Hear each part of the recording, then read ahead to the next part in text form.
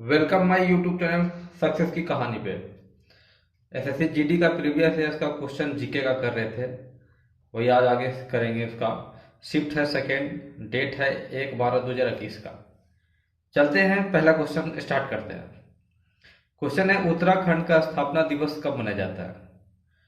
तो उत्तराखंड का स्थापना दिवस कब मनाया जाता है, ये मनाया जाता है 9 नवंबर को। हमको जानना है एक्स्ट्रा भी चीज कि 9 नवंबर को ये उत्तराखंड का तो स्थापना दिवस मनाया जाता है, लेकिन नवंबर में 3 स्टेट का हुआ था स्थापना। वो 3 स्टेट कौन कौन था? एक छत्तीसगढ़ था, उत्तराखंड था और झारखंड था। 1 नवंबर 2000 को बना था छत्तीसगढ़, 9 नवंबर 2000 ईस्वी को बना था उत्तराखंड और 15 नवंबर 2000 ईस्वी को बना था झारखंड। आने की अगर आपसे पूछा जाए कि एग्जाम में कि छत्तीसगढ़ का कब हुआ था स्थापना, तो 1 नवंबर 2000 ईस्वी को हुआ था और झारखंड का 15 नवंबर 2000 ईस्वी को। उसी तरह उत्तराखंड का हुआ था कितना, 9 नवंबर 2000 ईस्वी को। नेक्स्ट क्वेश्चन देखते हैं। निम्नलिखित में से किस यौगिक को नॉर्वेजियम सॉल्टपीटर भी कहा जाता है? तो नॉर्वेजियम सॉल्टपीटर कहा जाता है कैल्शियम नाइट्रेट को। क्या किसको कहा जाता है? कैल्शियम नाइट्रेट को, कैल्शियम नाइट्रेट को। अच्छा, नाइट्रस ऑक्साइड क्या होता है? तो लाफिंग गैस के नाम से इसी को जानते हैं।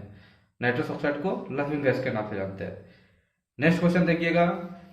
नेक्स्ट क्वेश्चन है, निम्नलिखित में से कौन सी हिमाचल प्रदेश की एक मार्शल नृत्य शैली है जो तलवारों के साथ की जाती है? कह रहा है कि निम्नलिखित में से कौन सी हिमाचल प्रदेश की एक मार्शल नृत्य शैली है। एक मार्शल का मतलब होता है मार धाड़ करने वाला। निम्नलिखित में से कौन सी है एक? तो खैराती। कौन है? खैराती। खैराती जो है ये हिमाचल प्रदेश की एक मार्शल नृत्य शैली है जिसमें तलवार से आदमी खेलता है। नेक्स्ट क्वेश्चन है, सामान्यतः गर्म महासागरीय धाराएं खाली स्थान के निकट उत्पन्न होती है और ध्रुवों की ओर गतिमान होती है। कह रहा है कि गर्म महासागरीय धाराएं खाली स्थान के निकट उत्पन्न होती है। तो जब भी गर्म महासागरीय धाराएं के धाराएं जो है किसके निकट उत्पन्न होती है, तो ये होती है भूमध्य रेखा के बीच। कहाँ होती है? भूमध्य रेखा के बीच। अब भूमध्य रेखा पाया कहाँ जाता है? तो उत्तरी छोर और दक्षिणी छोर, उत्तरी छोर और दक्षिणी ध्रुव से जो बराबर दूरी पर रहते हुए है उसी को क्या कहते हैं? भूमध्य रेखा। भूमध्य रेखा एक काल्पनिक रेखा है। क्या है?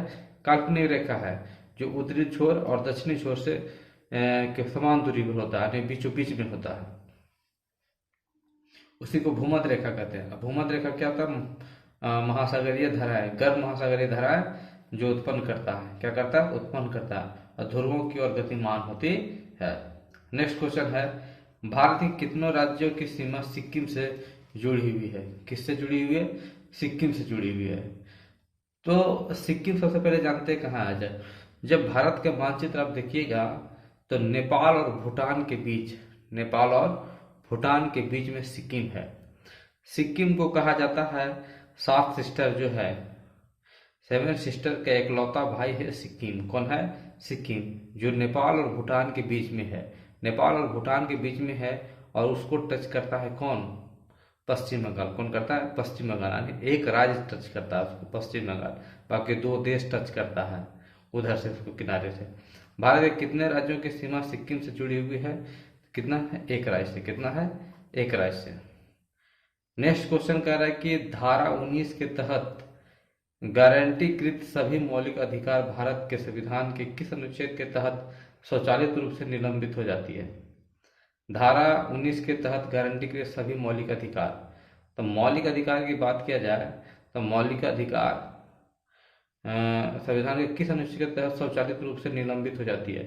तो अनुच्छेद 352 है। कितना है? 352। ये राष्ट्रपति को अधिकार होता है कि आपातकाल में या किसी भी तरह से मौलिक अधिकार को निलंबित करेंगे, तो अनुच्छेद 352 के तहत। अब कहा जाए मौलिक अधिकार कौन सा अनुच्छेद में पाया जाता है, कौन सा भाग में पाया जाता है, मौलिक अधिकार है कितने प्रकार का? तो सबसे पहले बात जानते हैं कि मौलिक अधिकार भाग 3 में पाया जाता है और अनुच्छेद 12 से 35 तक, 12 से 35 तक भाग 3 में। अब है, कहते हैं मौलिक अधिकार कितने हैं? तो मौलिक अधिकार 6 हैं। कितना है? 6 हैं। नेक्स्ट क्वेश्चन देखिएगा। नेक्स्ट क्वेश्चन कह रहा है कि अमूल से दूध और अमूल से खाली स्थान, अमूल खाली स्थान से दूध और दूध के उत्पादनों में सहकारी समितियों की सफलता की कहानी है जो देश में श्वेत क्रांति लाया। श्वेत क्रांति कब आया? श्वेत क्रांति आया 1970 में। कब आया? 1970 में। इसको लाया कौन? तो वर्गीज कुरियन। कौन लाया? वर्गीज कुरियन। जिन्होंने श्वेत क्रांति को लाया उनका नाम था डॉक्टर वर्गीज कुरियन। कौन है? वर्गीज कुरियन। श्वेत क्रांति का जनक माना जाता है डॉक्टर वर्गीज कुरियन को, वर्गीज कुरियन को।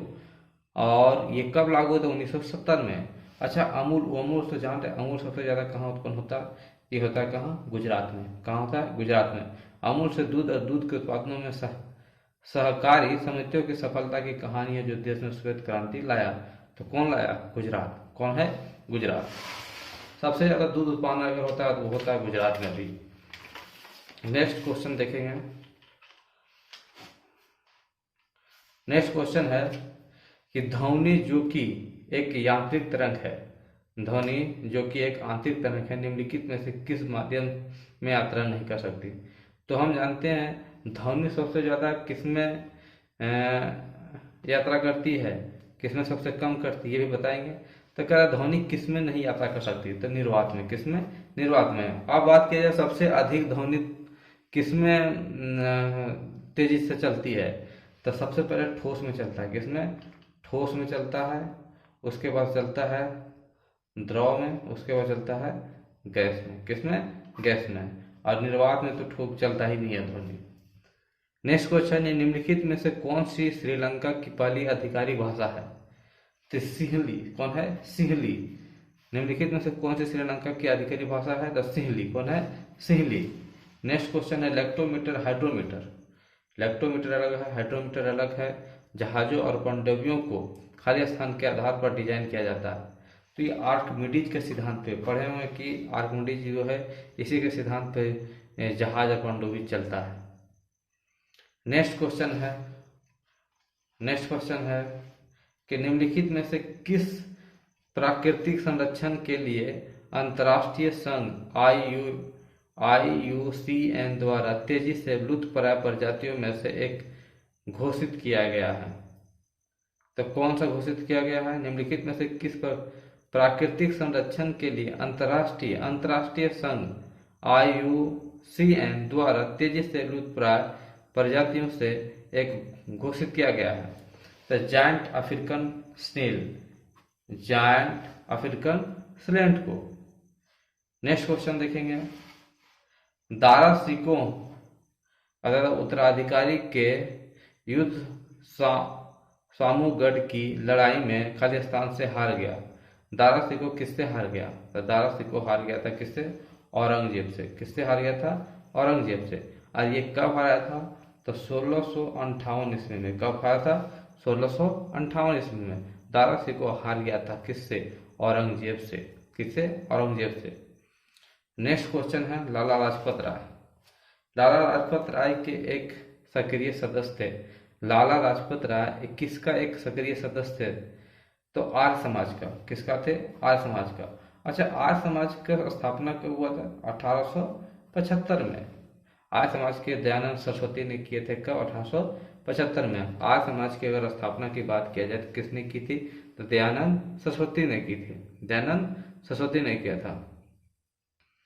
दयानंद सरस्वती ने किए थे। अच्छा, अगर आपसे पूछा जाए कि लाला लाजपत राय को और किस नाम से जाना जाता था, तो लाला लाजपत राय को पंजाब केसरी के नाम से जाना जाता था। किसके नाम से जाना जाता था? पंजाब केसरी से इनका नाम जाना जाता था। अच्छा, एक घटना घटी थी किससे? लाला लाजपत राय से। लाला लाजपत राय लाहौर में साइमन कमीशन का विरोध कर रहे थे। जो साइमन कमीशन आया था भारत में, उसका विरोध कर रहे थे लाला लाजपत। उस समय लाला लाजपत राय कहाँ जुलूस निकाले थे? तो लाहौर में निकाले थे। उस समय इस पे इनके ऊपर लाठी चार्ज कर दिया गया, गंभीर रूप से घायल हो गए। उसके बाद इनका मृत्यु हो गया। तो अगर इससे पूछा जाए कि कौन थे, कौन सा सदस्य, किसके सदस्य थे? तो आर्य समाज के थे। नेक्स्ट क्वेश्चन है प्लासी का युद्ध। जो ईस्ट इंडिया कंपनी और नवाब सिराजुद्दौला के बीच लड़ा गया था, किस नदी के किनारे था? तो ये है भागीरथी नदी के, बंगाल में पड़ता है भागीरथी नदी। प्लासी युद्ध जो ईस्ट इंडिया कंपनी और नवाब सिराजुद्दौला के बीच लड़ा गया था, किस नदी के किनारे स्थित है? तो भागीरथी नदी के पे। अच्छा, प्लासी का युद्ध जो लड़ा हुआ था ईस्ट इंडिया कंपनी और सिराजुद्दौला के बाद, ये बंगाल में हुआ था। कहाँ हुआ था? बंगाल में हुआ था, और 1757 ईस्वी में हुआ था। कब हुआ था? 1757 ईस्वी में हुआ था। इसी युद्ध के बाद जो अंग्रेज है वो भारत पे अपना दबदबा बनाना स्टार्ट कर दिए। नेक्स्ट क्वेश्चन की अगर बात करें तो नेक्स्ट क्वेश्चन देखिएगा क्या है। नेक्स्ट क्वेश्चन क्या बोल रहा है कि हरियाणा में हर वर्ष सूरजकुंड शिल्प मेला किस महीने में आयोजित किया जाता है? एक बात जान लीजिए, सूरजकुंड होता क्या है? सूरजकुंड होता है कि जहाँ गर्म पानी निकलता है, प्राकृतिक रूप से गर्म पानी जहाँ निकलता है उसको सूरजकुंड कहते हैं। क्या कहते हैं? सूरजकुंड। जैसे कहीं भी आप अपने क्षेत्र में या आसपास में आप जानते हैं कि वहाँ से गर्म पानी खौलता हुआ पानी निकलता है, उसी को सूरजकुंड कहते हैं। और सूरजकुंड जहाँ भी मेला लगेगा, इस मेला का आयोजन किया जाता है, वो ज़्यादातर लोग ठंडा में करते हैं। कब होता है? ठंडा में। जैसे हरियाणा में पूछ रहा था ठंडा फरवरी में होता है, तो फरवरी में बिल्कुल होगा, फरवरी मार देते हैं आंसर, फरवरी होगा। नेक्स्ट क्वेश्चन है मधु के लिए मधुमक्खियों और शर्तों का पालन रख रखाव क्या कहलाता है? एक चीज जानिए, मधुमक्खियों के छत्तों का पालन और रख रखाव को क्या कहते हैं? तो एपी। एपी इसका ट्रिक है कि ए पी क्या पी? मधुपी। ए पी मधुपी यानी एपी कल्चर। एपी कल्चर कहलाता है। क्या कहलाता है? AP culture. AP culture. हाँ, थैंक यू देखने के लिए वीडियो। ऐसे ही बने रहिए हमारे वीडियो पे।